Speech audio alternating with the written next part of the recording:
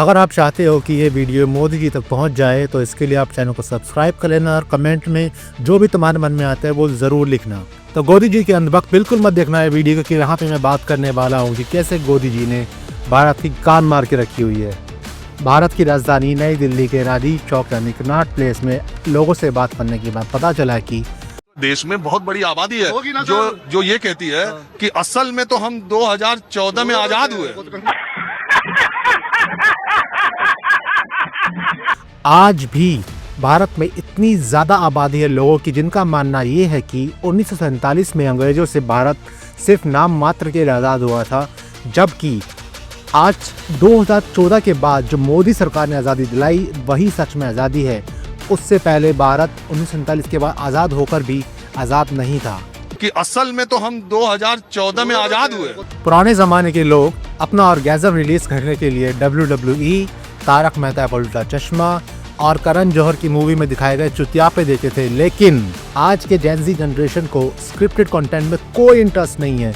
वो तो ये देखना चाहता है कि सड़क पर कहाँ लड़ाइयाँ हो रही हैं, दिल्ली मेट्रो में क्या कर्मकांड हो रहे हैं, मोदी सरकार पर किसने क्या मीम बनाया और मोदी सरकार के मीम बनाने के बाद उस पर कितने व्यूज़ और लाइक्स और कितने शेयर्स आ रहे हैं।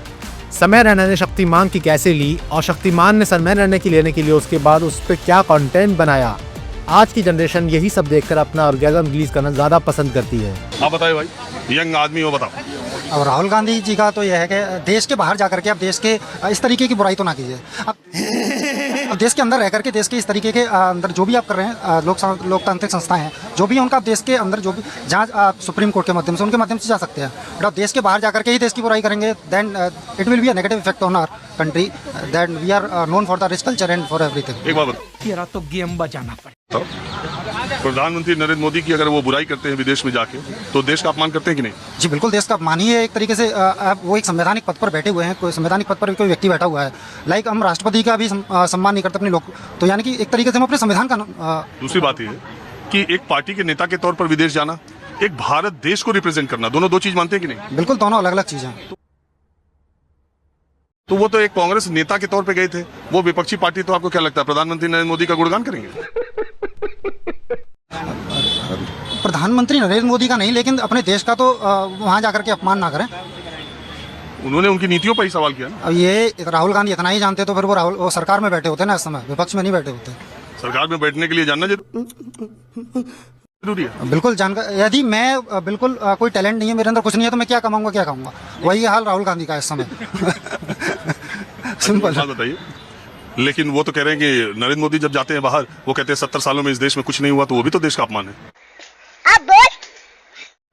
अरे लाइक वो तो फिर तो अपना भी कार्यकाल जोड़ लेते हैं ना। 70 साल तो अब जाकर के पूरे वो 4-5 जब वो पूर्ववर्ती सरकारों के बारे में बोलते हैं, उसमें अटल जी की भी सरकार आ जाती है। क्या कह रहा हूँ, तो वो तो कुछ 2-3 साल तो अपना भी जोड़ लेते हैं ना, फिर अपना भी अपमान करके आते हैं नरेंद्र मोदी जी। तो करके आते हैं, बिल्कुल करते हैं। इस सज्जन को क्या तकलीफ है भाई? वो भी करते हैं। 70 साल वो बाहर जाकर के ये नहीं कहते कि जवाहरलाल नेहरू ने ये नहीं किया और उन्होंने ये नहीं किया। यार वो तो सीधे कहते हैं 70 साल कुछ नहीं हुआ। अरे सर, आप एक बयान दिखा दीजिए कि देश के बाहर जाकर के उन्होंने ये कहा कि मेरे भाई और बहनों का उन्होंने जवाहरलाल नेहरू ने सरकार सड़क नहीं बनाई वहां पर जाकर के। इतने तेजस्वी लोग हैं हमारे पास। नहीं बनाई जी, आप बताएं। मेरे 70 साल से कुछ नहीं हुआ है, वो रियलिटी है। 70 साल से कुछ नहीं हुआ है इस देश में, कुछ नहीं हो सकता। नहीं, बिल्कुल कुछ नहीं हुआ है। वो आपके साथ ही चाइना निकला था, और चाइना कहाँ पहुंच गया और हम कहाँ पहुंचे हैं? हमारे साथ तो एकदम पाकिस्तान निकला था। नहीं, पाकिस्तान तो यार मैं किसी गधे से थोड़ा ना अपने को कंपेयर करूंगा। मैं 5000 पुरानी सिविलाइजेशन हूँ। तो ये अरे कहना क्या चाहते हो? जब चुनाव आता है तो पाकिस्तानी की चर्चा ज्यादा होती है चाइना से। नहीं, ऐसा कुछ नहीं है। वो पुरानी गवर्नमेंट्स का था पाकिस्तान की चर्चा, पाकिस्तान के साथ एक बिहार में चुनाव हो रहा था, अमित शाह जी का बयान है, बटन यहाँ दबेगा, अगर यहाँ जीते नीतीश और लालू तो ताली पाकिस्तान में बजेगी। याद है आपको? नहीं, देखिए मैं पॉलिटिकल आदमी नहीं हूँ, मैं एक नॉर्मल सीधा साधा। क्या करते हैं? वो प्रोफेशन छोड़ दीजिए, मैं डिस्क्लोज नहीं कर सकता, लेकिन इस देश का मैं एक सिटीजन हूँ। और आप ये मानते हैं कि 70 सालों में पीछे इस देश में कुछ भी नहीं हुआ? बिल्कुल सही। सब कुछ जो भी हुआ है वो देश के खिलाफ हुआ है। खाओ माँ कसम। नेहरू को एक भी वोट नहीं मिला था प्राइम मिनिस्टर बनने का। Out of 15 votes in the constituency उस टाइम 12 वोट सरदार वल्लभ भाई पटेल को मिले थे। जो सच्चाई है वो सच्चाई है, सच्चाई आपसे छुपा दी गई। सुभाष चंद्र बोस को गायब कर दिया गया। तो ये सारी चीजें सच्चाई है। एजुकेशन सिस्टम क्या डेवलपमेंट की है यार? कुछ डेवलपमेंट नहीं की है। सुभाष चंद्र बोस कांग्रेस के प्रेसिडेंट कभी थे कि नहीं? बिल्कुल। और क्यों हटाए गए थे कांग्रेस के प्रेसिडेंट से? वो भी आपको मालूम होना चाहिए ना, जस्ट बिकॉज महात्मा गांधी को नहीं पसंद थे। बात यह है कि आप ऐसे शब्द का प्रयोग कर रहे हैं राष्ट्रपिता के लिए, वो मैं अपने चैनल पे दिखा नहीं सकता। नहीं, सुनिए, राष्ट्रपिता नहीं है वो, ठीक है, वो आप किसी ने कहिए, बना दिया गया। यही आजादी है और इस नहीं, तरह आजादी की बात नहीं है। जो 70 साल में बनाया था वो 8 साल में बेच दिया। लाल किला तक नहीं संभाला गया इनसे। लोगों का मानना है कि मोदी सरकार के आने के बाद इन्होंने लाल किला किराए पर दे दिया, कुतुब मीनार किराए पर दे दिया और हवाई यात्रा जैसे एरोप्लेन, एयरपोर्ट, इन सब चीज़ों को बेच के रख दिया। सर मैं ये कह रहा हूँ, जैसे सर जी कह रहे हैं कि 70 साल में कुछ नहीं किया, इन्होंने 8 साल में सारा सामान बेच दिया उनका। लाल किला किराए पे दे दिया, कुतुब मीनार किराए पे दिया, इनसे बोलती 2 चीज़ें भी नहीं संभली गई। हर चीज़ बेच दी, रेलवे बेच दी, हवाई यात्रा, पार्लियामेंट, एयरपोर्ट बेच दिया। ये कह रहे 70 साल में कुछ नहीं किया, ये बता दें 8 साल में क्या किया। अब आने वाले समय पे क्या मोदी सरकार इन सब चीज़ों को, जो कि भारत सरकार के पास पिछले 70 सालों से था, जो भारत के पास 70 सालों से था, क्या मोदी सरकार इन सब को भी बेच के रख देगी? लाल किला कुतुब मीनार तक नहीं संभाला गया इनसे। आप बता सकते भाई साहब से, आप सिर्फ मुझे बता दीजिए कि महात्मा गांधी को राष्ट्रपिता किसने कहा? इसका आंसर तो नहीं आता मुझे नहीं मालूम किसने कहा। मैं बता देता हूँ। हाँ जी बोलिए। सुभाष चंद्र बोस ने। ठीक है, उन्होंने बोला उसने रेडियो के संबोधन में। वो दैट्स ओके, बट वो आप सुभाष चंद्र बोस को क्या मानते हैं? नहीं, सुभाष चंद्र बोस को मैं अपना लीडर मानता हूँ। आज आपको ये पता चला कि राष्ट्रपिता सुभाष चंद्र बोस ने कहा। नहीं, वो ठीक है यार, किसी एक आदमी बोलने से वो हम सबके, he is not such a great leader कि वो सुभाष चंद्र बोस भी नहीं थे। नहीं, देखिए, अगर सिर्फ बहस करनी है आप शायद फिर कांग्रेस पार्टी आप बोल सकते हैं जो बोलना है। मैं कह रहा हूँ आपको जानकारी ये नहीं थी कि राष्ट्रपिता किसने कहा, तो मैंने आपको जानकारी दे दी। तो ऐसी स्थिति में सुभाष चंद्र बोस ने उनको राष्ट्रपिता कहा, तो आप क्या कहेंगे? नहीं, सुभाष चंद्र ने, ठीक है, इतिहास में जाने। हाँ, आप क्या कह रहे हैं? गजब बेइज्जती है। लोगों का तो ये भी मानना है कि मोदी जी जो धीरे धीरे सब कुछ बेचते जा रहे हैं, उससे आया हुआ पैसा वो अपने नए बैंक के नए अकाउंट में धीरे धीरे करके जमा करते जा रहे हैं। अगर उन्होंने 70 साल में कुछ नहीं किया, 8 साल में क्या किया ये बता दे सर। दिमाग से काम लिया कीजिए। जो नजर की राय लेता हूँ, जो बोले वो जो बोल रहे हैं आप, जो सर जो दिखता है नजर आता है, जो दिखता नहीं वो नजर नहीं आता। बात तो सही है। सब बेच दिया।